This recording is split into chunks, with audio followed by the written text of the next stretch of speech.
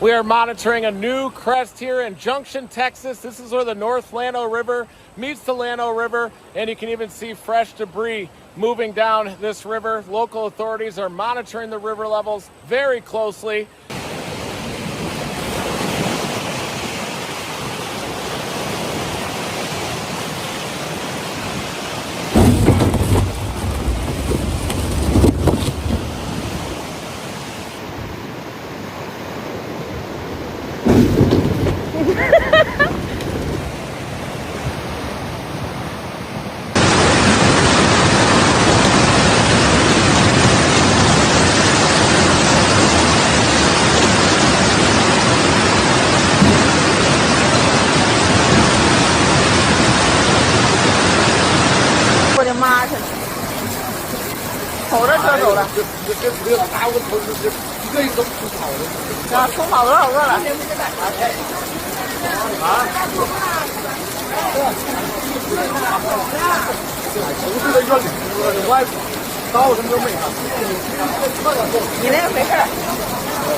Broadside.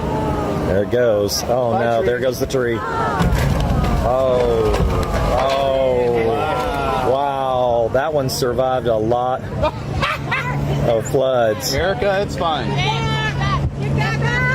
It's just before dawn on July 18th, 2026, and a wall of water is already moving through the Texas Hill Country. And good evening. We begin tonight in Texas. Another flood emergency there after torrential rains. 59 counties at this hour under disaster declarations, and the reports coming in tonight of swift water rescues. You can understand why. A man filming from his porch watches a tree get swallowed whole. There it goes, he says. That one survived a lot of floods. Yeah, well, I have my Facebook.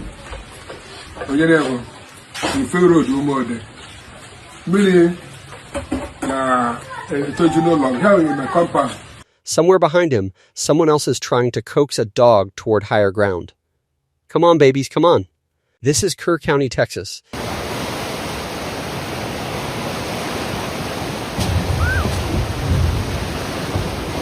Run! Run! Run! It's coming at us!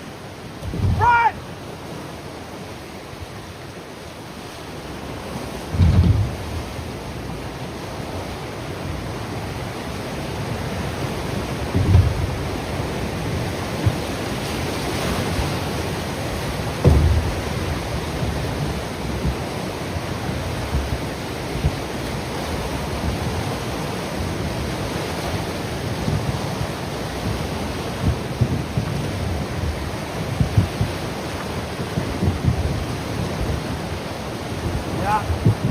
Keep going.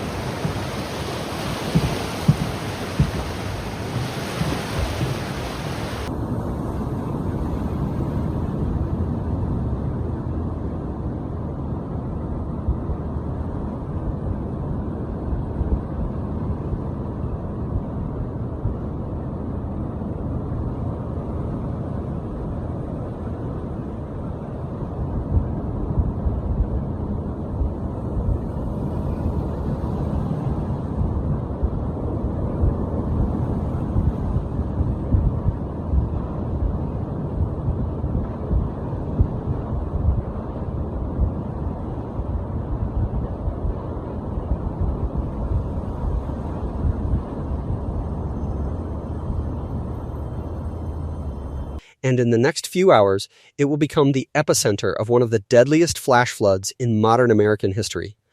A slow-moving storm system, loaded with tropical moisture, dumps more than 20 inches of rain onto ground too dry and hard-packed to absorb it. The Guadalupe River doesn't rise gradually. It explodes climbing 26 feet in a matter of hours, before most people are even awake. It went from driving on a wet street to driving with water up to her door in less than 2 minutes. One Kerrville resident later told reporters, describing how he waded chest deep through his neighborhood to pull a pregnant neighbor from her stranded car.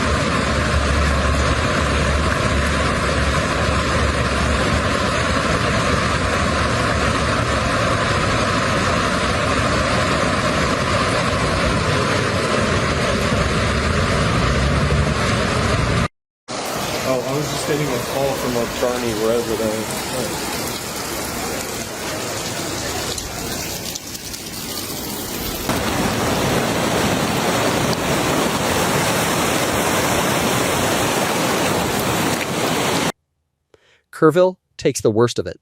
The Guadalupe overflows its banks and tears through neighborhoods along the river, sweeping away vehicles, gutting homes, and cutting off roads in every direction.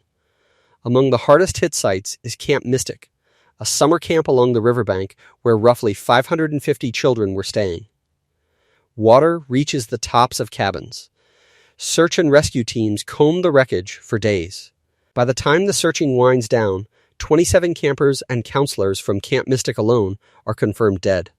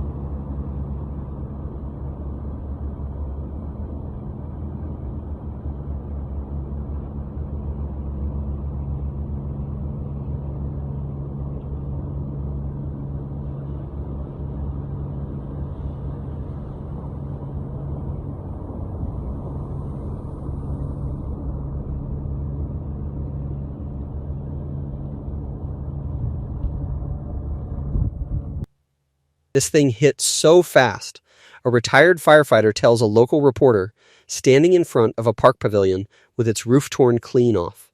There was nothing you could do. Downstream, the town of Comfort absorbs a second wave of destruction as rising water overwhelms homes and businesses along the river corridor.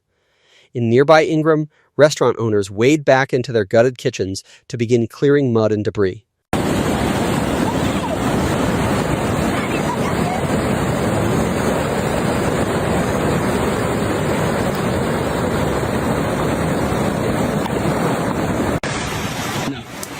You got a long way to go for that exhaust.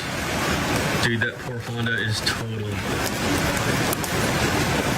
So are most of those. Firefighter trying to... Centerpoint and Hunt see similar scenes, roads submerged, RVs swept from riverside parks. Entire blocks cut off from emergency crews for hours at a time. Governor Greg Abbott requests a major disaster declaration for Kerr County.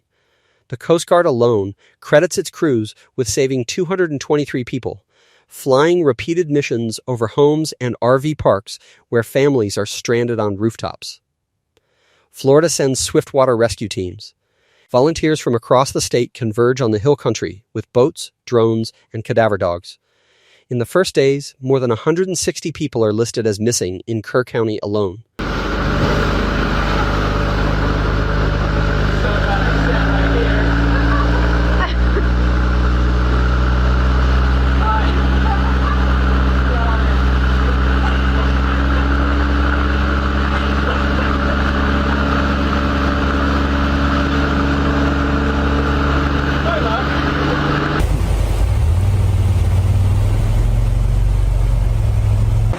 So we just talked to the Bexar County guy. This is the Cibolo Creek at the edge of San Antonio and Bulverde. I heard that. Was that a log? A tree? Oh, look, that just broke. There's something about river water, to me, is scary. It's right there. It's probably going to go in the river. I mean, that's... Officials update the number daily as families are reunited and, tragically, as more victims are recovered from the river and the debris fields lining its banks. By the time the search winds down, the confirmed death toll across Texas stands at 139, at least 117 of them in Kerr County. It becomes one of the deadliest inland flooding disasters in modern U.S. history, with damage estimated at $1.1 billion.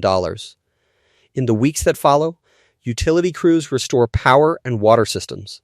Road crews rebuild washed-out crossings. Families begin the long process of rebuilding homes that stood for decades before the river took them in a single night.